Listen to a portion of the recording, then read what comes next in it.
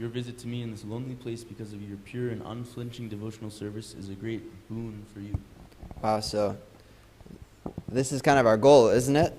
That we have our last term of our last life before we can just go back to being with Krishna. And so Krishna guarantees this to Uddhava. And he says, your visit to me in this lonely place is because of your pure and unflinching devotional service. So, yeah. O Uddhava, in the lotus millennium in the days of Or, at the beginning of the creation, I spoke unto Brahma, who is situated on the lotus that grows out of my navel, about my transcendental glories, which the great sages describe as Srimad Bhagavatam. Okay. This is a very significant point. What's the situation? The situation is that Uddhava is Krishna's best friend, and now Uddhava and Krishna are going to be separate. And so what does Krishna give Uddhava? He gives him the best thing he can give him, the Srimad Bhagavatam, which is what we're reading right now. And so this is breaking down how the Srimad Bhagavatam has been passed. And who's the original speaker of Srimad Bhagavatam? It says, I spoke unto Brahma. Brahma is the first created being. So Krishna is saying, I was the original one who even started all this knowledge. And so now I'm going to give it to you, Uddhava. So we'll read that in the next class. One last text. Oh.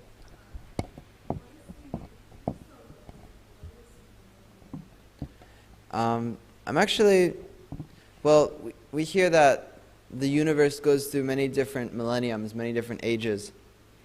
I'm unsure, but it says when he spoke unto Brahma, so that was at the beginning of creation. Do you have any other thoughts on that?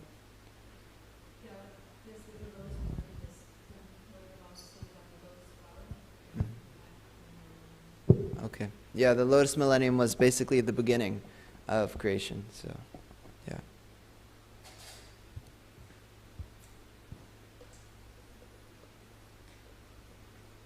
Uddhava said, O Vidura, when I was thus favored at every moment by the Supreme Personality of Godhead and addressed by him with great affection, my words failed in tears, and the hairs on my body erupted.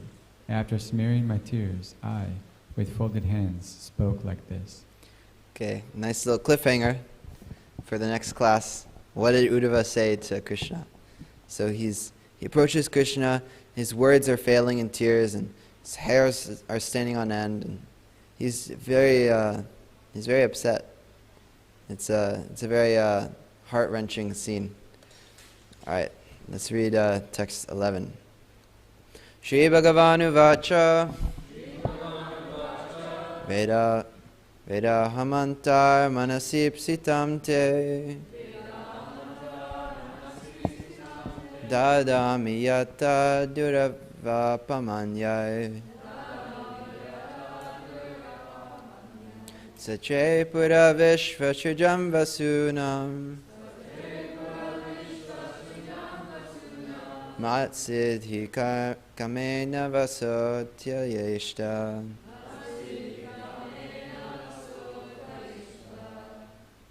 Someone please chant. Shri Bhagavanu Vacha Vedanta Manasipsita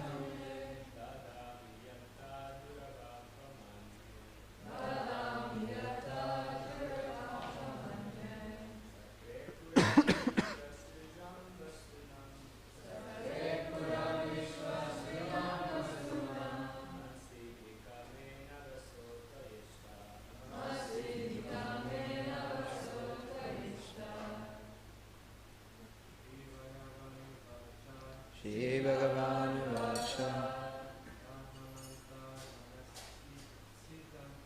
Vedanta Manasipsitante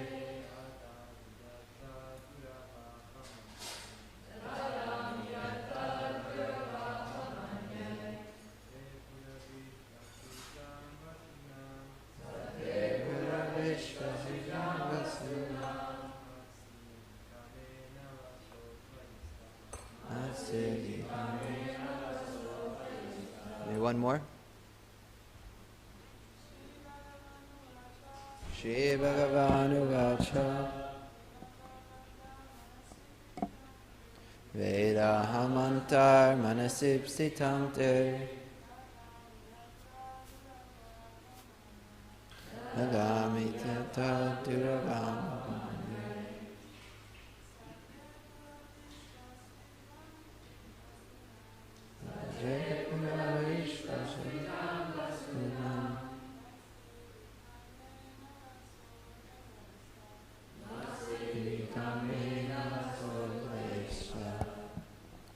Alright, we can read the synonyms together. Shri Bhagavanu Vacha, his personality Godhead said, Veda, no, Aham, I, Anta, within, Manasi, mind, Ipsitam, what you say.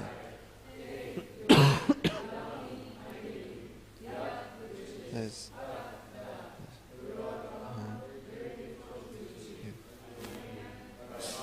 Sache in the sacrifice. Buddha, days of your Vishva, Vasunam, Vasus, Siddhi, Santuchi, Vaso, Vas, Vaya, Ishta, ultimate goal. Can someone read the translation one more time? Oh, Vasu, I know from within your mind what you desired in the days of yore when the Vasus and the other demigods responsible for expanding the universal affairs performed sacrifices. You particularly desired to achieve my association. This is very difficult for others to obtain, but I awarded it unto you. Okay. So read the first paragraph of the purport. Purport by Srila Prabhupada. Srila Prabhupada ki jai. Uddhava is one of the eternal associates of the Lord. In the plenary portion of Uddhava, it was one of the 8 Vasus in the days of yore. The 8 Vasus and the demigods in the upper planetary system, who are responsible for the management of the universal affairs, performed a sacrifice in the days of yore, desiring to fulfill their respective ultimate goals in life. At that time, an expansion of Uddhava, acting as one of the Vasus, desired to become an associate of the Lord. The Lord knew this because he is present in the heart of every living entity as Paramaman. The superconsciousness. In everyone's heart, there is the representation of the superconsciousness who gives memory to the partial consciousness of every living entity. The living entity, as partial consciousness, forgets incidents of his past life, but the superconsciousness reminds him how to act in terms of his past cultivation of knowledge. Bhagavad Gita confirms this fact in various ways. Ye tamam prapadyante tam sataivam bhajamyaham sarvasya chaham hridisani vishto mata smritirgyanam apohanam cha. Maybe that's it.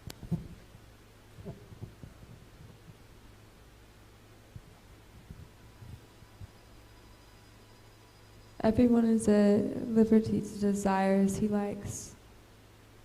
But the desire's fulfillment is fulfilled by the Supreme Lord. Everyone is independent to think or desire, but the fulfillment of one's desire depends on the Supreme Will. This law is expressed as man proposes, God disposes.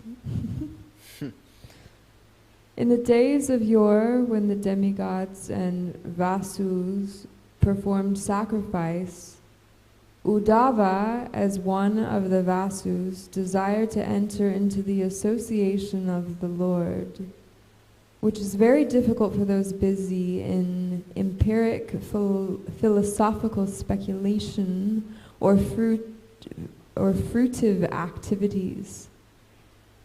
Such persons have practically no information of the facts about becoming an associate of the Lord. Only the pure devotees can know, by the mercy of the Lord, that the personal association of the Lord is the highest perfection of life. The Lord assured Uddhava that he would fulfill his desire. It appears that when the Lord informed him by his indication to Uddhava, the great sage Maitreya finally became aware of the importance of entering into the association with the Lord. Jai. Srila Prabhupada ki jai. Namo Vishwabhaya Krishna Prasad Bhutale Srimate Bhaktivedanta Swami Niti Namane Namaste Saraswati Deve Gauravani Pracharine Nirvishesha Shunyavadi Pasyatya Deshatarine. Okay, I have a nice picture for us to meditate upon. It depicts the scene we were just talking about very nicely. And so, it's what we were just reading about. Uddhava searches out Krishna, who's on the bank of the Saraswati, and he's leaning against the tree, and he's in a very cheerful way. And Uddhava, he's saying his hairs are standing on end, he's crying, and he's trembling. And he's being followed by kind of a sneaky sage. Where is he? and that's Maitreya. And so actually, what we're going to hear about in the next little bit of time is that Vidura is going to be asking Maitreya these questions, and we're getting the backstory of how did Maitreya hear about the Lord? How did Maitreya hear the Bhagavatam? And what we just read in the last sentence of Srila Prabhupada's purport, that Maitreya became aware of the importance of the association of the Lord. The main theme of Prabhupada's purport was talking about how what we desire in our heart, Krishna will fulfill. In some way, man proposes, God disposes.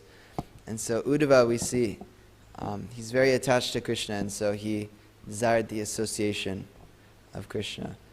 Yeah, I guess it's 8:20. We kind of just barely got through all the content. But anyone have any thoughts on this amazing story of Krishna and his best friend? And we get to really see an example of how to deal with separation. I'm not sure this is like the exact example we follow. Like we're like trembling and crying and stuff. But this is how we should be. This is how eager we should be to associate with Krishna. He's the best person. And when I was reading this section, I was thinking also about Srila Prabhupada and how Srila Prabhupada, before he left in Vrindavan, all the devotees were around him and they were like, Srila Prabhupada, please stay. Please stay. We don't know what we're going to do without you. Please stay, Srila Prabhupada. And Prabhupada, he was saying, Krishna wants me back now. And so that this is, it kind of reflects the same mood as Uddhava, the very dear disciples of Srila Prabhupada and Srila Prabhupada when he left. All right, so any comments, questions, thoughts? Arjuna?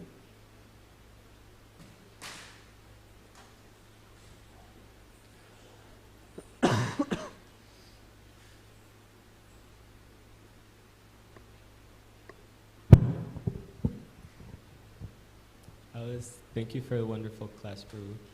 I was meditating on sort of like, misplaced emotions, how, to a certain extent when people also fall in love, they express some of the symptoms, they stop eating and they act, very insane in a way.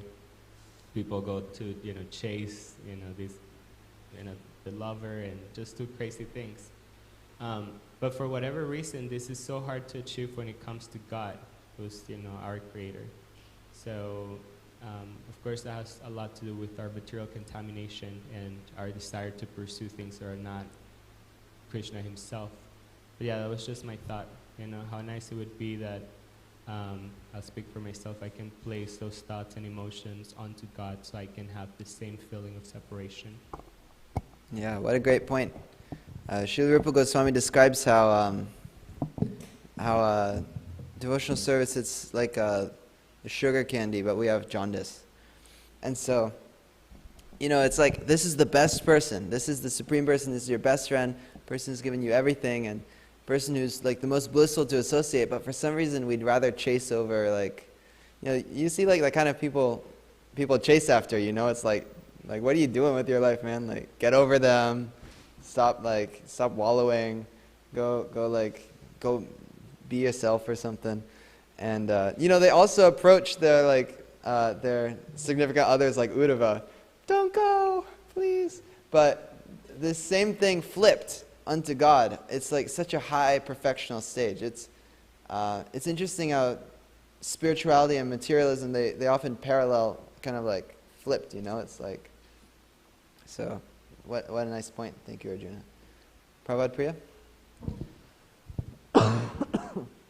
Yeah, just following on that same point.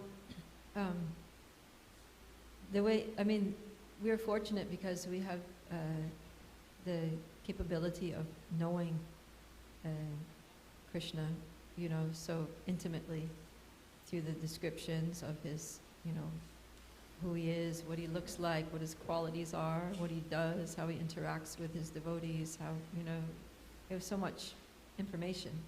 So, every like bona fide religion in the world will say that the perfection of life is to know God, or is to love God. But how can you love someone that you don't know? So that they don't have a lot of information about God. And it's kind of like many religions, they don't even know what God looks like. They don't have a clue what he does. They don't know what his name is. So, we're so fortunate that we have all this clarity, that we know Krishna's, we know God's name, his address, his phone number, how to contact him. Huh. We know all of what he does, who his parents are, like you were saying, who his kids are, where everything, we just know so much. And that's just a sample, but we can know more. Because we can read about him and we can hear about him, but also by serving him, by chanting his holy names, then he reveals much about himself from within also, that adds to what's there in the scriptures, etc. So, we can actually love God through the process of, through Krishna consciousness, through Gaudiya Vaishnavism. It's a very unique opportunity for the human being to know God and to actually develop a loving relationship with him. Jai, wow, so nicely put. Bhagavatam gives us his phone number, his address, his mother's maiden name, and stuff like that. Esther? Well, following what she just said, do you think that people that, if we didn't know what God looked like or all these scriptures, then we wouldn't be able to love him? Think of someone who's blind and deaf. Will they not be able to love God just because of that? Well, it's interesting what you're talking about. We understand that there's two different kind of spheres of life. There's spiritual and material. And so being blind, that's technically a material blockage. Being deaf, that's a material blockage. So in the absolute sense, nothing material can block from something spiritual. Spiritual is beyond everything gross, physical, everything matter. It doesn't matter what kind of body you're in, doesn't matter, nothing material is really able to hinder you. Some things might be more favorable, some things might make it a little bit easier, but at the end of the day, spiritual life, it doesn't have any material blockage. Does anyone have any more thoughts on Esther's point?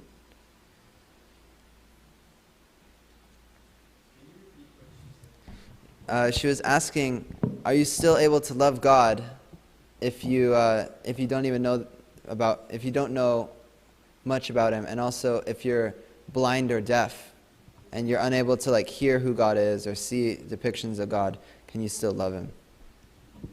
Nanda Braj?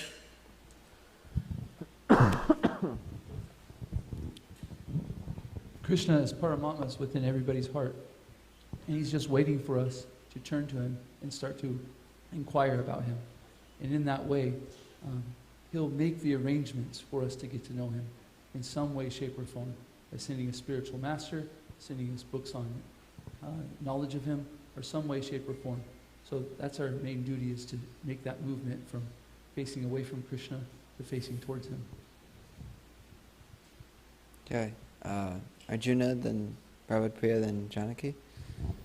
Yeah, I was thinking to a more practical sense of Esther's question is, in reference to Prabhupada Priya's comment that, we have what Father or some spiritual practices might lack, which are specific descriptions of God, which ultimately lead to awakening love for God. So what if someone is not able to awakening love of God by the means of, let's say, reading Srimad Bhagavatam or looking at Krishna's, Murti and so on. So, circling back to Nanda Prajas, it's certain that Krishna is within our heart. I was thinking of, maybe, and back to a point, he will make the right arrangements. So maybe not by the means of seeing or hearing, but, could be by the means of taste through prasadam, or even association, which is transcendental, doesn't require for one to necessarily, preferably, I guess, they need to hear, but just the association of devotees can lead one to that awakening of love. But I'm not quite certain of other mechanisms in which this might take place. Yeah, what a great point. Just to tie it back to the verse, what we're reading is that Uddhava, he simply just desired the association of the Lord. Uddhava, that's really how all spiritual life starts, is just you have this desire to know who am I and who is God. So, it's similar to Uddhava's story. Janaki? Hare Krishna, such a nice class, thank you. And on Esther's point too, that if you go to India, it's interesting because India is interesting because it's a first world country, but it's also a third world country. There's a lot of poverty, but you go to big cities and there's people who they do have money, but especially in the holy places, you find a lot of people who are totally pure in heart. They're totally open, they're giving, and they're very religious people, and they have a lot of realizations, but they're deaf or they're blind. A lot of people have cataracts, or they have things that are seemingly big obstacles, or they might seem big obstacles to us. But then in India, one of the most spiritually rich places in the world, you find all these people who have very, very, they're very wealthy in their spiritual lives. So that was one thing. And then another thing I was thinking was that it's interesting that Maitreya, the last sentence of this purport, it says that finally he understood the importance of associating with the Lord. And I was thinking that, especially in this picture, I guess I don't have a very deep understanding of Maitreya and his life and stuff. But you just think of a sage and you think okay, they have realization, they have this knowledge, so he would already know that. But it wasn't until he saw Uddhava have this loving exchange that touched his heart. And so I was thinking about how important it is that we have practical examples in our life too, where we can see those exchanges. Having devotee association where we can really see someone who has a higher taste, so that we can start to cultivate the desire to also get that higher taste. And the best way to also get the association of the Lord is through the holy names. Krishna being absolute, different in his names. So if we want to associate with the Lord, we have so many opportunities, and there is no hindrance in when you can chant, how you can chant, where you can chant. Government can't tax you on it. So, yeah, those are my thoughts. Maybe Prabhupada Priya, one last comment, and then we can take some prasadam, breakfast. Yeah, that's basically what Janaki said was kind of the point I was going to make, because when Nanda Brajabhuru said that, if we're sincere, then Krishna will make an arrangement by which we can come to know God more intimately. That's exactly what he did with Maitreya, because Maitreya, he was this sage, and he was, he, like you said, he was mixed. He was kind of a jnani, he was a philosophical speculator, and he wasn't so clear on the importance of the personal form of the Lord, the personal association of the Lord. But then Krishna made this arrangement by his sweet will that Maitreya just happens to show up on the scene where Uddhava and Krishna are having this very personal, intimate, loving exchange full of emotion. And he was like, oh, this is what spiritual life is. And then he totally changed his concept. Yeah, amazing. This is probably one of the most emotional scenes in the Bhagavatam. Krishna's closest best friend and him having this exchange, and Maitreya just happens to show up. Follows Uddhava. All right. So it's kind of it's sort of like there's a person that you admire, and you just sort of you're studying the encyclopedia, or you're doing Google search about, aspect to learn more about them. That's kind of like what Maitreya was doing, you know. But then he meets Uddhava, who actually he's like Krishna's best friend, you know, and they're exchanging feelings. So bhakti is all about those feelings. It's connecting with God, not just intellectually, like on the knowledge platform, but connecting in a personal, loving relationship. All right. Grantraj Srimad Bhagavatam ki jai. Srila Prabhupada ki jai. Krishna ki jai. Uddhava ki jai. Maitreya ki jai.